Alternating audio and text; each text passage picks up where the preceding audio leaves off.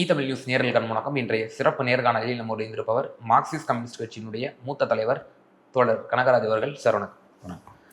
Sir, இப்போ அடுத்தபடியாக பார்க்குறோம், முதலமைச்சர் திரு ஜோசப் விஜய் கரூருக்கு போக போகிறாரு. பாதிக்கப்பட்ட மக்களை எல்லாம் சந்திக்க போகிறாரு. குறிப்பாக 32 பேருக்கு கருணை அடிப்படையில் அரசு வேலை கொடுக்க போகிறாரு அப்படிங்கிற ஒரு விவகாரம் ரொம்பவே சர்ச்சையை வெடிச்சிருக்கு. சிபிஐயினுடைய எம்பி திரு சுப்பராயன் அவர்கள் கடுமையாக இதை கண்டித்து அவர் ஒரு அறிக்கையை கொடுத்துருக்கிறதையும் நம்ம தற்போது பார்க்குறோம். சிபிஎம்னுடைய நிலைப்பாடு என்ன? நாளைய தினம் முதல்வர் அவர் போகிறாரு. அந்த இல்லை, சிபிஎம்னுடைய நிலைப்பாடும் கிட்டத்தட்ட அதுதான். சிபிஐயினுடைய நிலைப்பாடு தான். ஐயனுடைய நிலைப்பாடு. எங்க நிலைப்பாட்டை நாங்க சொல்றோம். பாதிக்கப்பட்டவர்கள் கூட்டமைப்பு தானே, சாதாரண மக்கள் இல்ல, ரெண்டும் ஒரே கட்சி கிடையாது. ஒரு கட்சி அல்ல, கூட்டமைப்பா நீங்க செயல்படுறீங்க. இப்ப நீங்க தோழர் வீரவாணியை பாராட்டுறது அப்படின்னு சொன்னா தோழர் சண்முகத்தை பாராட்டுறது இல்லையே. அல்ல, சண்முகத்தை கிரிட்டிசைஸ் பண்ணணும்னா வீரவாணியனையும் கிரிட்டிசைஸ் பண்றது இல்லையா? ஓகே, ரெண்டும் வெவ்வேறு கட்சி. பட் ப்ராப்ளம் என்னன்னா, நீங்க காம்பன்சேஷன் கொடுக்கறது கூட வேற. பட் நீங்கள் அரசு பணி என்பதெல்லாம் சம்திங் வெரி சீரியஸ். நீங்கள் ஒரு கூட்டம் நடந்து அந்த இடத்துல பொது சொத்து சேதப்படுத்தப்பட்டு இருந்தால் யார்கிட்ட இருந்து காசு வாங்குறாங்க? சம்மந்தப்பட்ட கட்சிகிட்ட இருந்து. அதானே PPD act, public property destruction act, அப்போ டேமேஜ் ஆக்ட். இது எல்லாம் நீங்கள் பார்த்தீங்கன்னு சொன்னால் இது கொஞ்சம் நிதானமாக இருக்கணும். கோர்ட்டுக்கு போயிருக்காங்க, கோர்ட்டு தீர்ப்பு சொல்ல போகுது. ஒருவேளை கோர்ட்டு தனிப்பட்ட முறையில் யார் வேலை அந்த டேமேஜுக்கு காரணத்தை சொல்லலாம், சொன்னால் அவங்களே காம்பன்சேஷன் கொடுங்கன்னு சொல்லலாம். அப்படியெல்லாம் இருக்கும்போது நீங்கள் இந்த அரசு பணி ஆணை என்பது இருக்குல்ல, சம்திங் இட்ஸ் வயலேஷன் ஆஃப் பிரின்சிபிள்ஸ்ன்னு தான் நான் நினைக்கிறேன். அந்த பாதிக்கப்பட்டவர்களை பார்க்கும்போது உண்மையிலே பரிதாபமாக இருக்குது, ரொம்ப கஷ்டமாக இருக்குது. அவங்களுக்கு நீங்கள் பணமெல்லாம் உதவி செய்யலாம். ஆனால் வேலை வாய்ப்புங்கிறது இருக்கு இல்லையா, அது ஒரு பெரிய நீண்ட ப்ராசஸ். அது ஜஸ்ட் லைக் இப்போ நீங்கள் ஒரு ஒரு ஒரு மாலுமி இதில் இறந்து போயிட்டார். ஒரு ஷிப்பில் போனவர் உரிய மெடிக்கல் எய்டு இல்லாத காரணத்தினால் இறந்துட்டார், தூத்துக்குடிக்கார். அந்த ஸ்ரீநாத், அமைச்சர் ஸ்ரீநாத் இருக்காரு, அவர் அவங்களுக்கு அரசு வேலை வழங்குவேன்னு சொன்னாங்க. இப்போ பார்த்தா அரசு வேலை கொடுக்கல. ஆக்சுவலாக என்ன கொடுத்துருக்காங்க, அவுட் சோர்ஸில் அவங்க வேலைக்கு போகிறதுக்கு ஒரு ஆர்டர் கொடுத்துருக்காங்க. அவுட் சோர்ஸுக்கு கவர்மெண்ட்டு கொடுக்கணுங்கிற அவசியம்லாம் இல்லை. ஸோ நான் என்ன சொல்கிறேன்னா, இந்த மாதிரியான விஷயங்களை கொஞ்சம் ஒரு கருணை என்பது ஒன்று. கட்டாயம் அந்த குடும்பங்கள் கடுமையாக பாதிக்கப்பட்டிருக்காங்க. அவங்களுடைய துயரத்திலும் இழப்பிலும் பங்கேற்கிறோம். என்ன கொடுத்தீங்கனாலும் அவங்க குழந்தைகள் அல்லது கணவன் அல்லது அப்பா திரும்பி வரப்போவது கிடையாது. பட் அதே சமயத்தில் நீங்கள் அரசு பணத்தை கையாளுகிற போது கூடுதல் கவனத்தோடு கையாள வேண்டிய அவசியம் இருக்குது. நாளைக்கு எந்த கட்சி கூட்டத்துக்கு இப்படி போயும் இப்படி வந்ததுன்னா அவங்களுக்கெல்லாம் காம்பன்சேஷன் கொடுக்கணுங்கிறது வரும். அது எந்த வகையிலையும் பொருத்தமான நடவடிக்கை இல்லை என்றுதான் நாங்கள் கருதுறோம். இந்த கரூர் ஸ்டாம்பீட் வழக்கோட இன்னொரு விஷயத்தை ஒப்பிட்டு சொல்கிறாங்க. இது சாட்சிகளை ஒரு ஒரு டிஸ்டர்ப் பண்ணக்கூடிய ஒரு மடைமாற்றம் செய்யக்கூடிய அவங்க கோர்ட்டு அதனுடைய லீகாலிட்டி அந்த விஷயத்தை பேசுகிறாங்க. பட் நான் சொல்கிறது அறம் சார்ந்து சொல்கிறேன். அவங்க லீகலாக அப்போ அவங்க தான் சாட்சி சொல்லணும்னா அவங்களுக்கு நீங்கள் முன்கூட்டியே அரசு வேலையும் நிவாரணமும் கொடுத்தீங்கன்னா அது நீங்கள் அவங்கள ப்ரிஜுடிஸ் பண்ணுற வேலையாக இருக்காதா? இந்த அரசாங்கத்துக்கும் இதுக்கும் சம்மந்தம் இல்லை, இந்த அன்னைக்கு தாவேக்காவுக்கு சம்மந்தம் இல்லைனோ அல்லது திமுகவுக்கு எதிராகவோ அல்லது உண்மைக்கு மாறாகவோ அவர்கள் சொல்வதற்கு வாய்ப்பு இருக்கு இல்லையா? குறைஞ்சபட்சம் அப்படி நினைக்கிறதுக்கு வாய்ப்பு இருக்கு இல்லையா?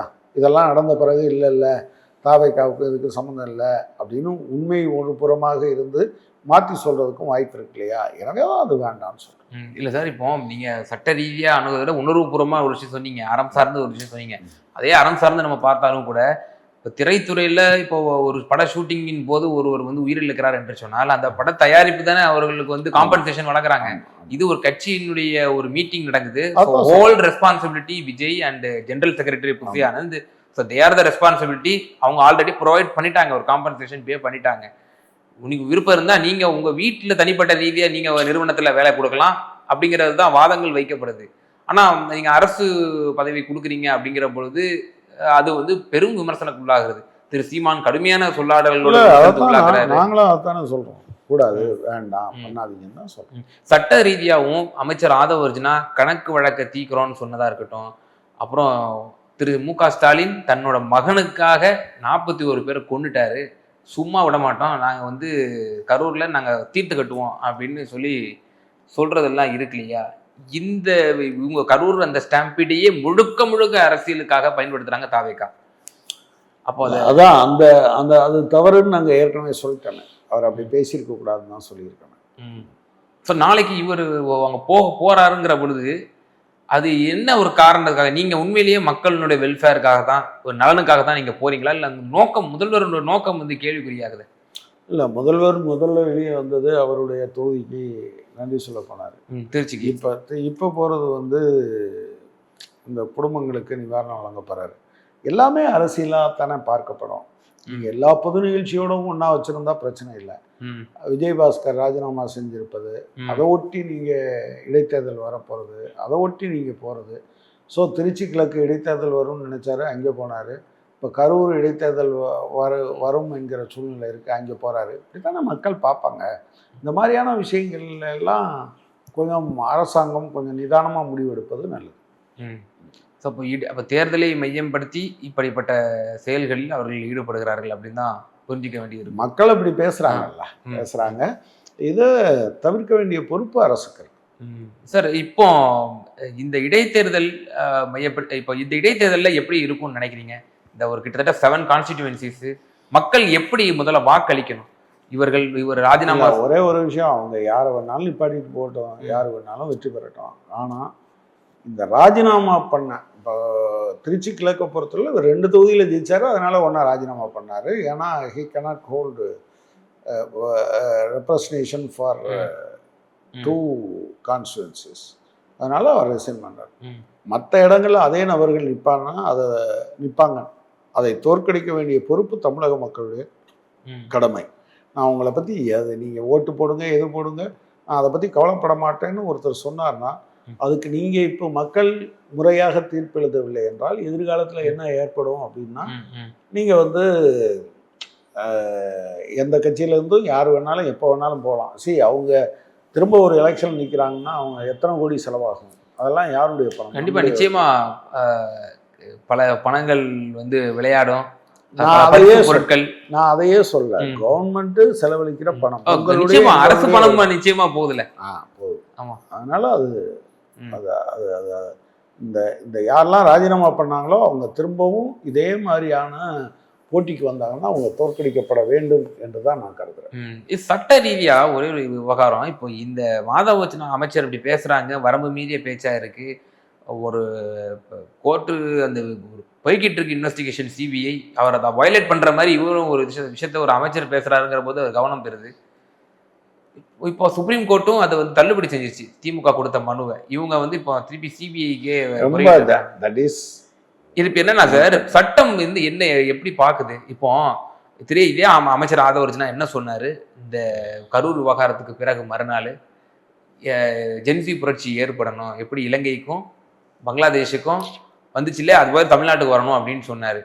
இதே கான்டெக்ஸ்ட ஆதவ அர்ஜுனா அமைச்சருக்கு முன்னாடி ஒரு சில மாதங்களுக்கு முன்னாடி தான் சோனம் மான்சுங் வந்து லடாக்ல பேசுறாரு. அவரோட நிலைமை என்ன ஆச்சு? ஆதவ அர்ஜுனாவோட அமைச்சர் நிலைமை என்ன ஆச்சு? இல்ல அப்போ என்ன நம்ம சட்டம் வந்து கனகராஜுக்கு ஒரு நீதி, ஆதவ அர்ஜுனாவுக்கு ஒரு நீதியா அப்படிங்கிற மாதிரி ஒரு கேள்வி. முதலாளித்துவ சமூகத்தில் அப்படிதான் இருக்கும். நம்ம 2 பேரும் ஒரே தொழிலாளின்னு வச்சுக்கோங்க. நம்ம 2 பேருக்கும் ஒரு டிஸ்பியூட்னா நீதிமன்றம் கரெக்டாக செயல்படும். ஆனால் எனக்கும் டாட்டாவுக்கும் ஒரு பிரச்சனை, எனக்கும் பிர்லாவுக்கும் ஒரு பிரச்சனை, எனக்கும் அதானிக்கும் ஒரு பிரச்சனைனா அதானியின் சார்பாகத்தான் அது பேசும் பெரும்பாலான நேரங்கள். வலியவனுக்கு ஒரு நீதி, வெளியவனுக்கு ஒரு நீதிங்கிற அடிப்படை தான் இந்தியாவில் இருந்து கொண்டிருக்கிறது அப்படின்னு பார்க்குறீங்க. தோழர் பாலபாரதி அவர்கள் ஒரு விட்டுக்கூடிய ஸ்டேட்மெண்ட்டு, இப்போ நேற்றைய தினம் முதலமைச்சர் ஜோசப் விஜய் எக்மோரில் இருக்கக்கூடிய பேபி ஹாஸ்பிட்டலுக்கு போனாங்க. அங்கே இருக்கக்கூடிய மகப்பேறு பெண்களுக்கான அந்த விடுதியில் போய் அவங்க வந்து ஒரு ஆய்வு மேற்கொண்டாங்க. இது வந்து ஒரு சர்ச்சையாக இருக்குது. பாலபாரதி தோழர் வந்து சுட்டி காட்டியிருக்காங்க, அங்கே வந்து அந்நிய ஆணோ யாரோ வந்து போகக்கூடாது, கணவரும் அந்த மாதிரி ஆட்கள் மட்டும் தான் போகணும் ஆனால் முதல்வர் வந்து அதை வந்து வயலேஷன் பண்ணியிருக்காரு அப்படின்ற மாதிரி அதை சுட்டி காட்டியிருக்காங்க. அது எப்படி பார்க்குறேன்? இல்லை, முதலமைச்சர் இந்த மாதிரி அதிரடியாக ஆய்வு நடத்துவது என்பது நல்லது. நீங்கள் கடந்த காலத்திலும் கூட இப்போ உதாரணமாக திரு மு.க. ஸ்டாலின் அவர்கள் கொரோனா காலத்தில் கோயம்புத்தூர் போனார். அது ஒரு இம்பேக்டை ஏற்படுத்துச்சுன்னு தான் பொதுவாக சொன்னாங்க. அவரே கிட்டெல்லாம் கூட போட்டு போனார் ஹாஸ்பிட்டலுக்கு போனார். பட் இது என்ன பிரச்சனைனா, முதலமைச்சர் அதை சரி பண்ணணுங்கிற ஆர்வத்தில் போகிறாரு. பட் என்னென்னா, பெண்கள் வார்டுக்குள்ளெல்லாம் போகையில் ஒரு ரெஸ்ட்ரிக்ஷன் இருக்குல்ல, அதை அவாய்ட் பண்ணுறது தான் எப்போதுமே. இந்த காலத்தில் அது கொஞ்சம் இந்த அமைச்சர் கீர்த்தனா சம்பந்தமானது, அப்புறம் அந்த திருப்புவனம் அரசு பள்ளிக்கு உள்ள தாவேகா கொடி நெட்டி நிகழ்ச்சி நடத்தினது, அப்புறம் தாவேக்காவோட மருத்துவர் அணிலாம் போய் ஹாஸ்பிட்டலில் பண்ணது, இதெல்லாம் கொஞ்சம் ஆய்வு பண்ணுறது. பட் முதலமைச்சர் இப்படி சொல்லும்போது அது சம்திங் வெரி சீரியஸ். அதனால் முதலமைச்சர் எதிர்காலத்தில் போகும்போது அங்கே இந்த மருத்துவம் சார்ந்த இடங்களில் என்ன புரோட்டோக்கால் இருக்கோ அதை கரெக்டாக ஃபாலோ பண்ணுறது அவசியம்.